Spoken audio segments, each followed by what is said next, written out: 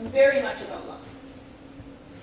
And again, if you're not going to get published, you've really got to be in it because you enjoy what you do. You've got to be in research because you like it. I mean, if you're spending 40 hours a week in some place, I really hope you would like it anyway. So it's really something that you have to consider.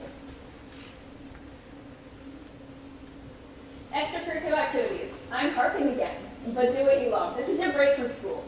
So you have to find something you believe in, something you really enjoy, and work hard at it. And this way, you'll have something that you look forward to every week.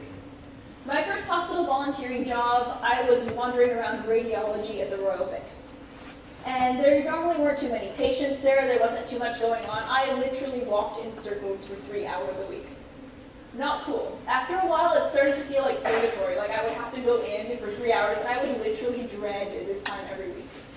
So you have to get into something that you enjoy. You have to get into something that's going to feel like a break from school, because believe me, there's going to be enough stuff that you absolutely have to do. You want to go and do something that you want to do at some point. Finding a variety that you enjoy is great. Med schools love it when you're well-rounded. Like, I play violin in my spare time. I've had a lot of questions about that, actually. People tend to be impressed by that sort of thing. So if you're into music, if you're into drama, if you're into art in any way, having those well-rounded types of activities, having everything not necessarily be medically related, can actually be a real strength. Med schools are generally not too picky about what you do. You need some kind of healthcare experience, but healthcare experience is incredibly broad and far-reaching. So you can do a whole bunch of different things in healthcare experience. It's really only limited by what you can turn up. So my CV is the most random thing ever. And I've actually received compliments on the fact that it's random. I mean, not everything that I do is medically related. Not everything I do even really makes too much sense. But it's been fun, and they're all things that I enjoy and I'm able to speak to people about. And people have said I kind of light up when I talk about my extracurricular experience, and that's a good thing. And when you're nervous in an interview, it's going to come across if you had a horrible time at one of your so-called mandatory extracurricular activities. So if you don't love what you're doing, it's going to come across, and that does not come across well. In general, your undergrad's going to go by really fast. This has without question been the fastest 3 years of my entire life. So you got to enjoy it.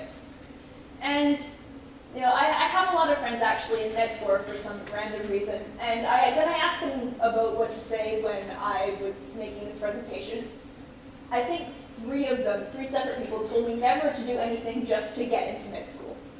So if you're going and volunteering in a hospital just because you need to get into med school and everyone has to volunteer in a hospital to get into med school, no, don't do it.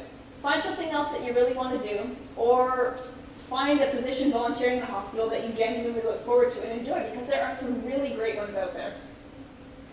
First of all, it's really obvious. If you have a really cookie-cutter portfolio and you just are kind of blah about the whole thing, it's going to jump out.